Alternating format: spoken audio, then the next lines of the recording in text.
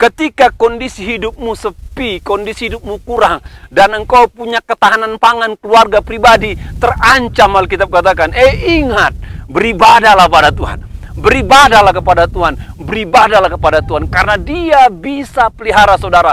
Dia jamin saudara selama saudara beribadah kepada Tuhan, maka Tuhan akan pelihara saudara dengan caranya yang ajaib.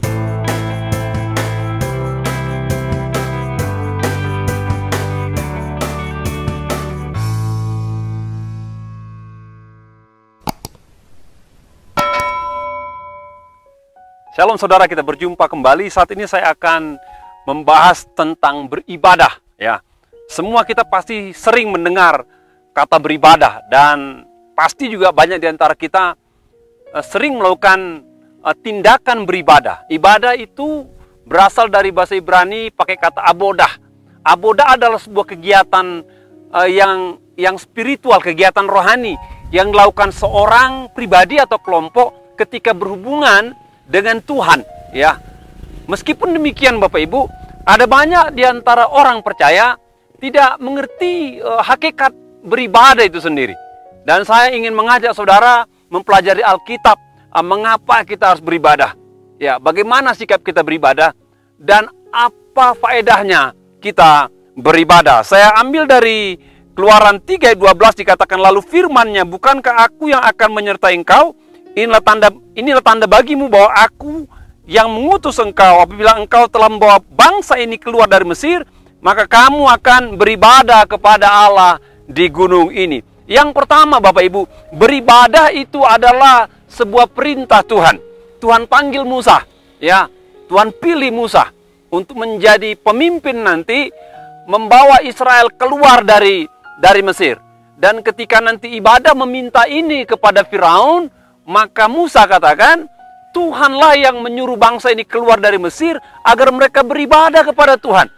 Meskipun Firaun menolak pada awalnya, lalu Tuhan berkonfrontasi dengan Firaun, menyatakan tulah kepada Firaun, sampai tulah puncak meninggalnya anak sulung, putra mahkota meninggal. Akhirnya Firaun menyerah dan orang Israel keluar dari Mesir dan mereka beribadah kepada Tuhan.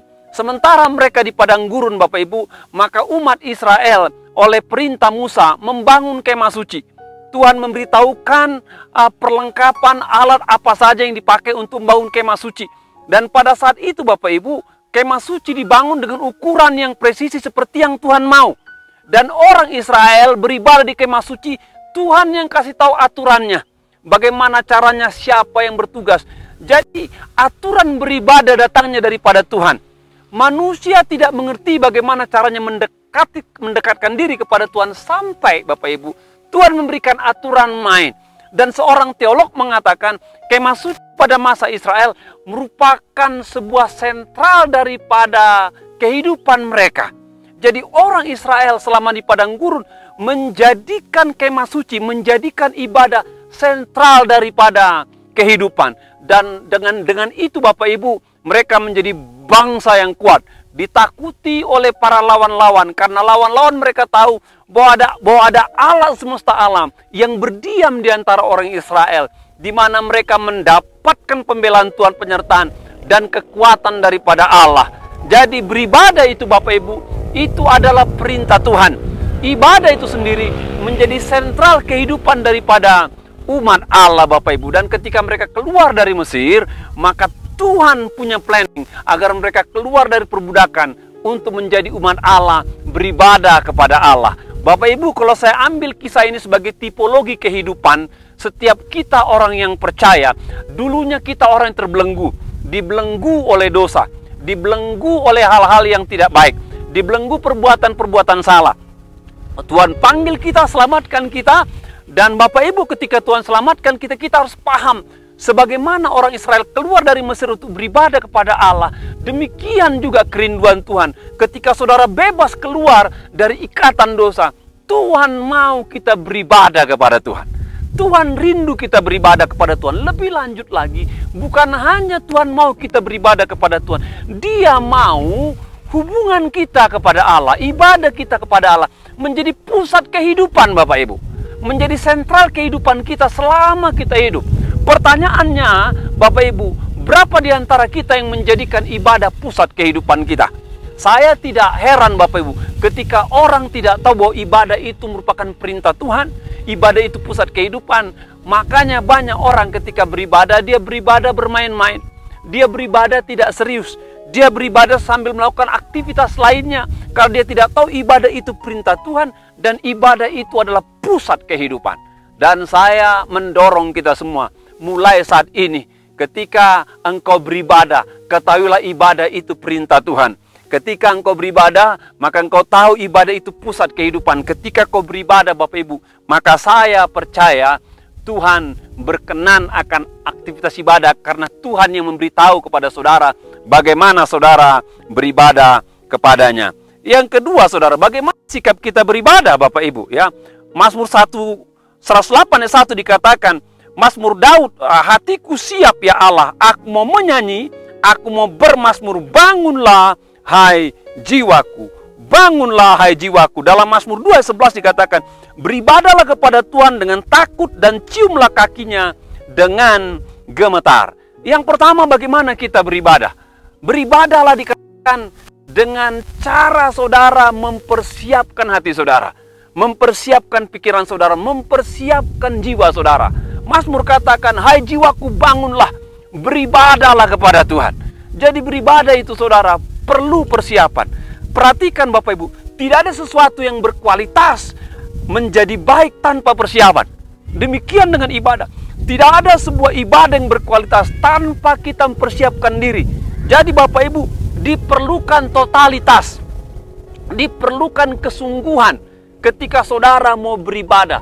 Beribadah diperlukan fokus hanya pada Allah. Tidak ada yang lain Bapak Ibu. Orang-orang Ibrani kalau beribadah Bapak Ibu, mereka tinggalkan semua kesibukan lahiriah, kesibukan hari-hari. Mereka fokus pada Tuhan. Dan saya dorong saudara, ketika saudara beribadah, maka saudara juga harus memberikan persiapan yang luar biasa, fokus pada Tuhan, tanggalkan segala kesibukan hanya pada Tuhan saja. Dan dalam bagian lain dikatakan, beribadah kepadanya dengan takut dan gentar Bapak Ibu. Bapak Ibu, Allah itu Allah yang penuh kasih. Namun ingat, dia juga adalah Allah yang besar. Dia Allah yang maha kuasa. Mazmur katakan ketika kau menghampiri Tuhan, punya sikap takut, ya, punya sikap hormat. Sebagaimana saudara datang segan sungkan, gentar ketika saudara mungkin berhadapan dengan presiden, berhadapan dengan menteri, berhadapan dengan direktur, CEO, owner di mana saudara bekerja. Ada sikap yang saudara tunjukkan, saudara sedang berhadapan dengan orang besar.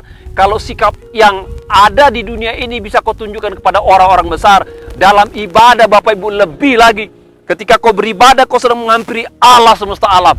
Makanya saudara harus memiliki sikap hormat pada Tuhan, sikap gentar pada Tuhan, sikap mencium kakinya yang kudus. Maka saya percaya dengan cara memiliki sikap, ya, sikap yang menghampiri Tuhan dengan siap sedia, dengan fokus, dengan totalitas, sikap yang hormat, takut, gentar, maka saya percaya Bapak Ibu, ibadah itu berkenan kepada Tuhan. Dengan kesadaran ini, saya percaya Bapak Ibu, ya, saya percaya maka saudara tidak akan mau lagi main-main ketika beribadah.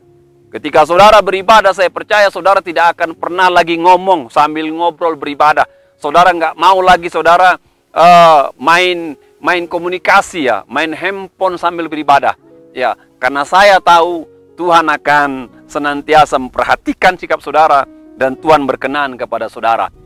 Yang terakhir Bapak Ibu, ya, berkat dari beribadah kepada Tuhan. Keluaran 23:25 dikatakan, tetapi kamu harus beribadah kepada Tuhan Allahmu, maka Ia akan memberkati roti makananmu dan air minumanmu, dan aku akan menjauhkan penyakit dari tengah-tengah kamu Bapak Ibu. Yang pertama, beribadah itu perintah, ya, bukan pilihan, perintah. Beribadah itu adalah pusat kehidupan. Sebab itu saudara, mulai saat ini, mari datang dengan kebenaran firman Tuhan. Beribadah bukan pilihan Bapak Ibu, itu perintah. Ibadah itu adalah sentral kehidupan, karena di dalamnya kita dapatkan kekuatan. Yang kedua Bapak Ibu, sikap beribadah.